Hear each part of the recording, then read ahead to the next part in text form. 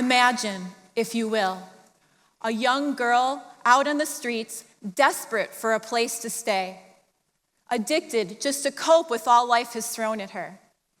She meets a couple. They offer her a place to stay. The woman is pregnant. They seem family-oriented, so she agrees. But quickly, things soon turn on her, and they tell her she has to go prostitute herself to pay for rent. A man purchases her, holds her captive in his home, sexually assaults her, tortures and beats her to the point of unconsciousness where she thought she may die. She remembers praying, "God, if you exist, get me out of here." And miraculously, someone found her, and she was freed. We at our organization also worked with another young girl who came into the United States on a work-study program. It was her first time leaving her home country and entering the U.S., and when she arrived, some men approached her. They told her there was an error on her itinerary and that she was to come with them to Buffalo instead. Being young and naive and not thinking there was anything wrong, she agrees. They bring her to an affluent suburb, take her to an apartment with several other girls, and tell her that is where she is to stay unless they take her to and from work. Her place of employment? The local shopping mall. She worked at a kiosk selling soap products, working 10-hour days with one floating day off, working for $5 an hour. These are real live stories of women who have fallen prey to exploitation in our community, who walked through our doors. I will tell you more about PATH, People Against Trafficking Humans, later. But first, I can't help wondering if some of you out there are thinking, this is too difficult of an issue. I don't think I'm going to listen further. Please stick with me. There is good being done. And believe me, I understand, because when I first heard about the issue, I wanted nothing to do with it. In fact, I grieved. I had a lot of reasons not to get involved, and to be honest, I thought they were pretty good excuses. But because I persevered and decided not to shy away from it, here I am 7 years later standing in front of you, giving a TEDx talk and running an anti-trafficking organization. Let me share with you why all of this matters. Did you know that human trafficking is a form of modern-day slavery, and it is affecting an estimated 32 million people throughout the globe? That is double the African slave trade in its entirety. It affects all nations, including the United States. Every state, city, town, rural area, no one is immune. It impacts all ages, gender, race, social status, and ethnic groups. Human trafficking is the fastest grossing criminal industry in the world, generating an estimated $150 billion per year.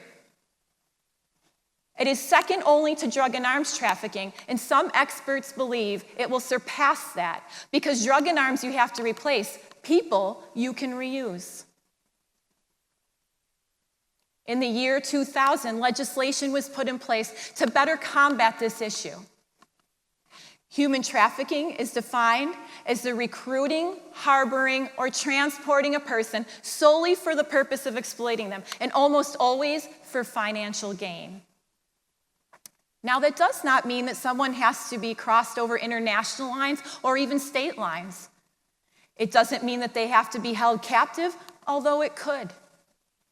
It just means that someone is using and exploiting a person because they have a hold on them. Human trafficking encompasses both sex and labor trafficking and is considered a crime when force, fraud, or coercion is involved. There are human trafficking intervention courts and task forces throughout cities throughout our country to better determine whether someone is perpetrated through force, fraud, or coercion. We live in a digital age where social media and the internet are our primary forms of communication. 1 in 7 children ages 10 to 17 will be sexually solicited online, according to experts. Children, youth, and adults are all being solicited and targeted via the internet. People are being posted on different dating online sites only to be sold. Individuals are boyfriend and girlfriending people, and in reality are traffickers. Perpetrators use aliases on social media to recruit their victims. Now, while these statistics and facts are daunting, they are not what is most important to remember about this talk. It is the names and the faces of every person throughout our globe that is currently being affected by human trafficking. It's the 14-year-old girl who sleeps with 20 men in a few weeks' time because the people she's with convince her it's a better situation than the one she came from. It's a mom with young toddlers who has no place to stay and is forced to do things against her will in order to have shelter. It's the woman who spends her entire life being abused only to end up in a drug house to be prostituted. Perhaps it's someone that's an asylum seeker, refugee, seeking freedom in our country, who's experienced war violence and torture beyond anything that we can imagine, only to enter in to have somebody put them in a forced labor situation. Or perhaps they're in a forced arranged marriage where they're physically abused and oppressed each day. We live in a time where we are inundated at a moment's notice with violence and crime that we can almost become complacent by it. I think we're so busy with our lives trying to stay connected in reality, I don't think we're connected at all. Exploitation is happening all around us, yet we don't see it. But the irony is, you do. We've heard survivors share stories where people knew they were victims while perpetrated. Some have even said they were in public places being physically and verbally assaulted while no one did anything. Some even stood by, snickered, and laughed. We have an obligation as human beings to care about what happens to another. We do this work at our organization because our faith calls us to it. But I think regardless of what we believe or where we come from, we can all agree no one should fall prey to exploitation at the hands of another person. No one should be a commodity, a product, for sale, trapped, or disposed of like a dirty rag. Sometimes I wonder, what will it take for us as a community, a nation, the world, for us to rise up against this issue?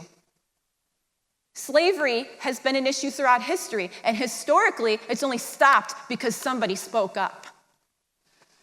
Change will only happen when we as a community, as a nation, as a world, decide that human trafficking is no longer an acceptable part of our culture.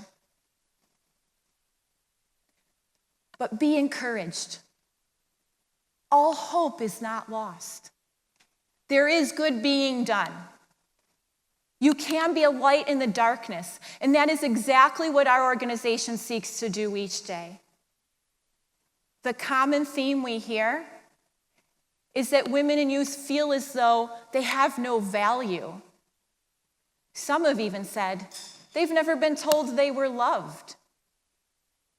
There is incredible healing and self-worth that can be developed when someone is loved and cared for. And that is what we seek to do at our Path Enrichment Center. We work with women and youth that are at risk or affected by human trafficking. We offer support services addressing the whole person physically, emotionally, spiritually. It is important to note that men and boys are just as likely victims and fall prey to exploitation. And our hope in the future is we can have a center to serve men and boys. At the end of the day, as we do this work, what we find that matters most is that people believe that they are heard and that they are capable of a successful future. We can provide the best quality services by the most qualified individuals, which we seek to do each day. But what we see the population we work with responding to the most is the unconditional positive regard that we offer them. Some have even said PATH is the first place that they felt loved, where they felt accepted and not judged or criticized for things that happened to them or choices that they made. They feel like they're accepted regardless of where they come from or what they believe. We all have a basic human need to feel like we belong. And women and youth are finding that in our center. They're creating a sense of community there. We have a future vision in 2019, an initiative with other partners to create a residence, a place where a woman can live and belong and start to heal. At this point, I can't help but wonder if you're asking yourself, what can I do about this? How can I have an impact? First, be educated. Education is key to prevention. We know knowledge is power, and we cannot do something about an issue unless we know about it. We have spoken to thousands of groups, and each time, half the room doesn't even understand human trafficking, let alone it's happening in their own communities. Invite a past speaker or an expert to your community, school, church, organization, business. Learn more about the effects and dangers of the internet.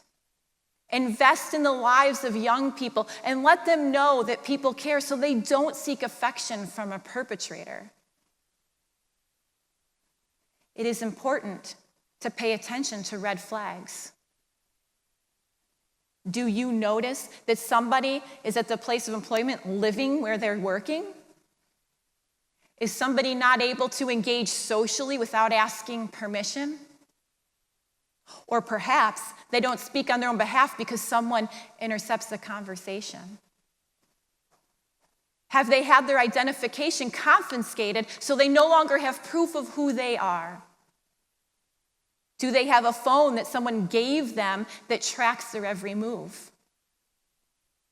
Are they branded with the name of a trafficker across their body so that he can have claim on that person? Do you notice when you walk into a hair salon, a massage parlor, or nail salon, that there are more people working there than there are certificates on the wall? Does somebody have multiple hotel key cards? Is there a youth that's regressing and becoming hypersexualized? Maybe it's somebody that's working long hours in forced labor and not getting paid a fair wage. Report suspicious activity. You can contact us with this information here or reach out to your local law enforcement. Get involved with anti-trafficking organizations. Give of your time and volunteer or give your resources. Help us to create a safe home in Western New York. Help us and all anti-trafficking organizations to reach out throughout the country. Why not the world? Let's let those know that are affected by modern-day slavery that people care and will invest in them. Some days, as I do this work, and I hear the stories of women and youth, and I grieve with them as they share, I often wonder why I didn't have to go through half of what they did. But what I can do is I can walk alongside them and let them know that they matter and that people care about them. We have success stories of women and youth who are beginning to believe in themselves, who are looking at their future with hope again. I want to leave you with a poem that one of the women that we worked with, PATH, wrote to share how our organization had helped her. Thank you for being there, for showing me the path. Thank you for always caring and giving it all you have. Thank you for not running when I needed your help. And thank you for always caring about my health. Thank you for always staying by my side and giving me the courage and the pride to do the things I've never done before. Thank you for giving me something to stay alive for. Thank you for always loving me and adoring my talents and skills. Thank you for always being there for the sad times and thrills. Thank you for always telling me what's wrong and right. And thank you for helping me on the path to life.